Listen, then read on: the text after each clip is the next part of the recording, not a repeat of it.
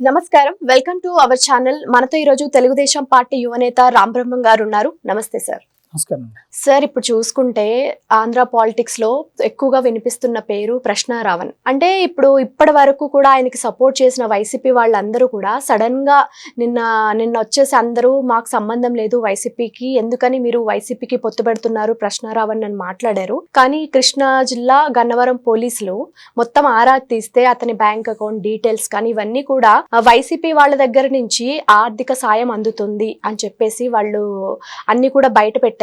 అంటే ఆ ఆధారాలు ఉన్నా సరే ఎందుకని వైసీపీ వాళ్ళందరూ మాకు సంబంధం లేదని ఇప్పుడు చెప్తున్నారు. అంటే దీనికి ఒక ఉపా చట్టం ఉందని చెప్తున్నారా, లేకపోతే దీన్ని ఇంకో కోణంగా మనం ఏమన్నా చూడాలంటారా? అంటే ఇక్కడ ఒకటండి, ప్రశ్నారావణ్ పక్కా కూడాను వైసీపీ పార్టీకి ఒక పేటీఎం బ్యాచ్లో ఉన్నటువంటి ఒక వ్యక్తి.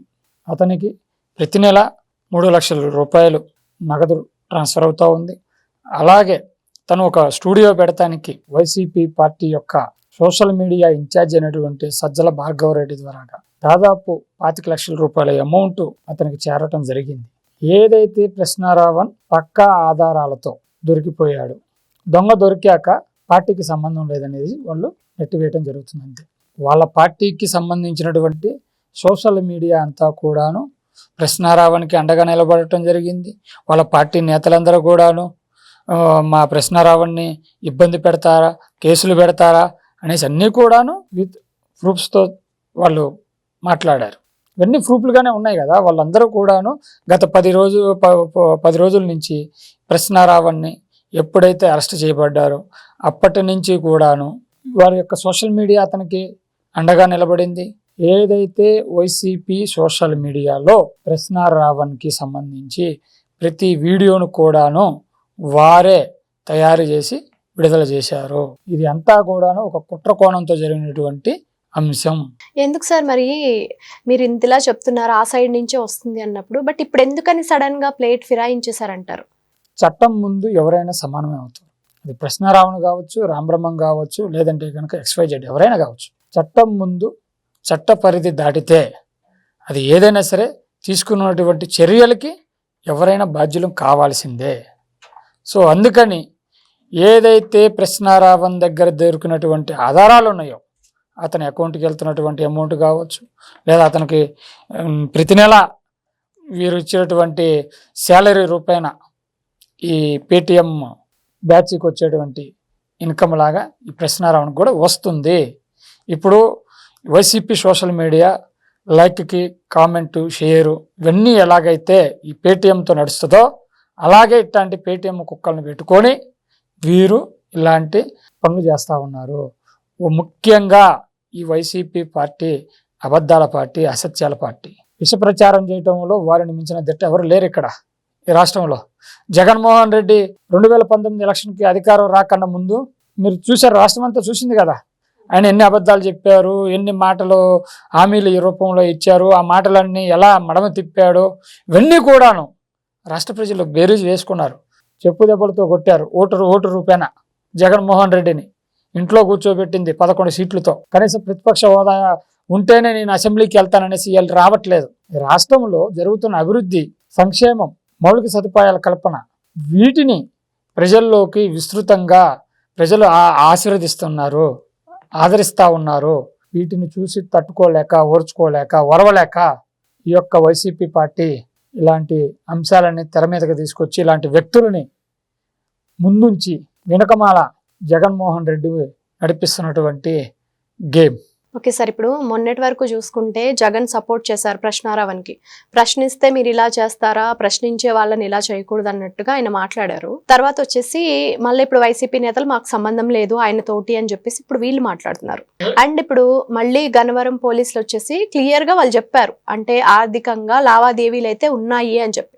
ఇప్పుడు అసలు ఏం జరుగుతుంది అంటారు? అంటే రెండు వైపులా కూడా జరుగుతుంది ఇక్కడ. సో దీన్ని ఎలా చూడాలంటారు ప్రజలు? అసలు నిలకడలేని నాయకుడు జగన్మోహన్ రెడ్డి, నిలకడలేని పార్టీ వైసీపీ పార్టీ. ఎందుకు అంటున్నానంటే వారు ఇచ్చేటువంటి మాటకి, ఏదైతే జగన్మోహన్ రెడ్డి ఒక ప్రతిపక్ష నాయకుడిగాను ముఖ్యమంత్రి హోదాను ఒక మాట చెప్తాడు, ఆ మాటకి విలువ ఉండదు. ఎందుకంటే అతనే మాట మార్చేస్తాడు.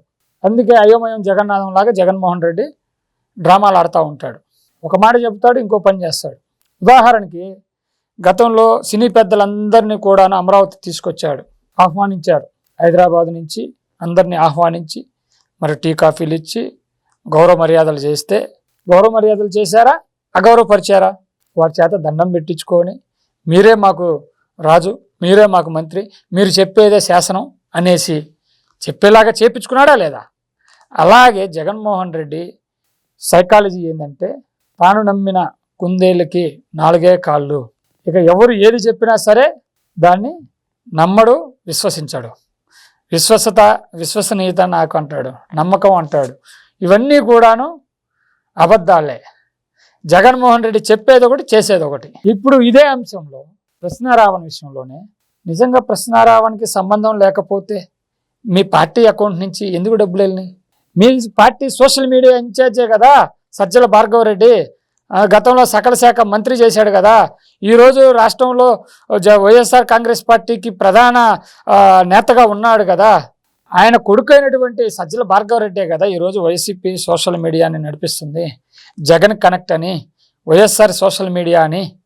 ఇవన్నీ కూడాను సమాజంలో ఏదైతే ఈ రోజున ఎన్డీఏ ప్రభుత్వం, గౌరవ ముఖ్యమంత్రి నారా చంద్రబాబు నాయుడు గారు, ఉప ముఖ్యమంత్రి కొణిదెల పవన్ కళ్యాణ్ గారు, అలాగే మరి కేంద్రంలో ఉన్నటువంటి నరేంద్ర మోడీ గారి సహకారంతో ఈ రాష్ట్రంలో అభివృద్ధి, సంక్షేమం, సుపరిపాలనతో రాష్ట్రంలో ఎన్డీఏ ప్రభుత్వానికి తిరుగు లేకుండా ప్రజల ఆశీర్వాదం, ప్రజల ఆశీస్సులు ఉండబోతూ ఉంటే చూసి ఓర్చుకోలేక ఇటువంటి దుర్మార్గమైన చర్యలకి జగన్మోహన్ రెడ్డి పార్టీ ఒడికడతా ఉంది.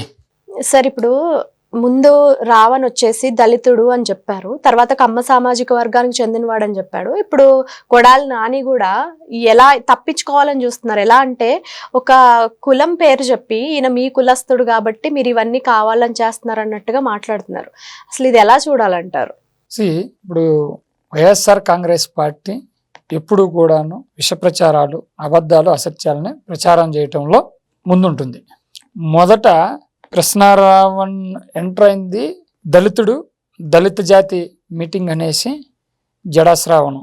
అంటే ఇప్పుడు ఈ రోజున ఏదైతే జడాశ్రావణ గారు ఉన్నారో, న్యాయవాది అని చెప్పుకున్నటువంటి జడాశ్రావణ గారు, ఈరోజు వైఎస్ఆర్ కాంగ్రెస్ పార్టీ నేను కలిసే ఈ కుట్రలు చేస్తూ ఉన్నాం, కలిసే మా భాగస్వామ్యంతోనే మేము ఈ మీటింగ్ నడిపాము అనేసి చెప్పారు.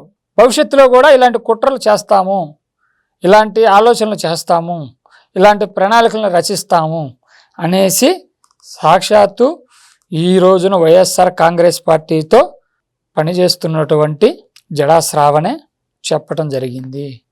దళితుడు అయినా ప్రశ్నారావణే, హిందువు అయినా దళిత రావణే, హిందువుగా కూడాను రావణే, లేదు ఒక ముస్లింగా కూడాను రావణగా ఉంటారు. ఈ రోజున ఆంధ్ర రాష్ట్రంలో ఈ రోజున ప్రజలు మతాలు, ప్రాంతాలు అన్ని మరచి, విద్వేషాలను మరచి అభివృద్ధిని, సంక్షేమాన్ని కోరుకుంటా ఉన్నారు. గతంలో జగన్మోహన్ రెడ్డి ముఖ్యమంత్రిగా ఉన్నప్పుడు ఎన్నో దేవాలయాలపైన దాడులు జరిగినాయి. ఎంతోమంది దళితులు, క్రిస్టియన్లు, అలాగే చర్చీలపైన ఈ యొక్క దాడులు, వారిపైన భౌతిక దాడులు చేశారు. అలాగే ముస్లిం సామాజిక వర్గానికి సంబంధించినటువంటి మసీదులను కూలగొట్టారు. వారి యొక్క ఏదైతే ముస్లిం సామాజిక వర్గానికి సంబంధించినటువంటి కొంతమంది ప్రజల యొక్క ప్రాణాలను ఎంత ఘోరంగా వారు కారణమైనటువంటి మరణాలు సాక్ష్యం కనపడతా ఉన్నాయి. ఈ రోజున రాష్ట్రంలో అభివృద్ధి, సంక్షేమాన్ని అడ్డుకునేందుకు ప్రతి అంశాన్ని కూడాను మతాల మధ్య, కులాల మధ్య చిచ్చుపెట్టేటువంటి కార్యక్రమాలకి ప్రణాళికలు రచిస్తూ ఉన్నారు. ప్రశ్నారావణ్ దళితుడా, కమ్మవాడా, వారా చెప్పేది? తను పుట్టిన సామాజిక వర్గం ఏందో, వాళ్ళ కుటుంబ సభ్యులు తెలుసు. అంటే దళితులు ఈ రాష్ట్రంలో ఉండకూడదా? హిందువులు వారి మనోభావాలతో బ్రతకకూడదా? ఏదైతే ముస్లిం సామాజిక వర్గం వాళ్ళ యొక్క మత గౌరవాన్ని కాపాడుకోకూడదా? అంటే మతాల గౌరవాన్ని, మతాల యొక్క భావాలను అన్నిటినీ దెబ్బతీస్తూ వారు చేసినటువంటి పరిపాలన రాష్ట్ర ప్రజలందరూ కూడాను చూశారు. ఈ రోజున అలాంటివి ఎటువంటి సంఘటనలు జరగకుండా ప్రతి సామాన్యుడు కులాలు మతాలను మరిచి అభివృద్ధి సంక్షేమం వైపుగా ఆలోచిస్తూ ఉన్నారు. కృష్ణారావణ్ ముమ్మాటికి ఈ రాష్ట్రంలో ఒక ఉగ్రవాదే.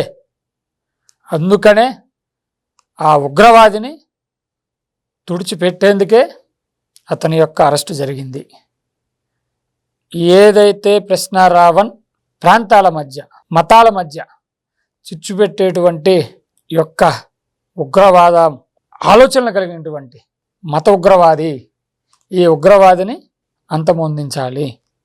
లేదంటే రాష్ట్రంలో అనేక సాంఘిక సామరస్యమైనటువంటి మత సమస్యలకు కేంద్ర బిందువుగా అతను ఉండబోతా ఉన్నాడు. అతన్ని అంతమొందించడం అంటే అతని యొక్క ఆలోచనల్ని, అతని యొక్క చర్యలని తీవ్రంగా అంతమొందించాలి. ఇతను ఒక ఉగ్రవాదిలాగా ప్రాంతాల మధ్య మతాల మధ్య చిచ్చు పెట్టేటువంటి ఒక ఉగ్రవాది. అందుకే అతనికి ఉగ్రవాద చట్టాన్ని ఆపాదించాల్సిన పరిస్థితి కాదు, ఆపాదించాల్సిన పరిస్థితి ఉంది. అంటే మతాల మధ్య సామరస్యం ఉండకూడదా? అంటే మతాలు కొట్టుకోవాలా? హిందువులు ముస్లింలు క్రైస్తవులు అన్నదమ్ముల్లాగా కలిసి ఉండకూడదా? ఇదేనా ఈ వైఎస్ఆర్ కాంగ్రెస్ పార్టీ కోరుకుంటున్నటువంటి ఆలోచన? Okay sir, thank you.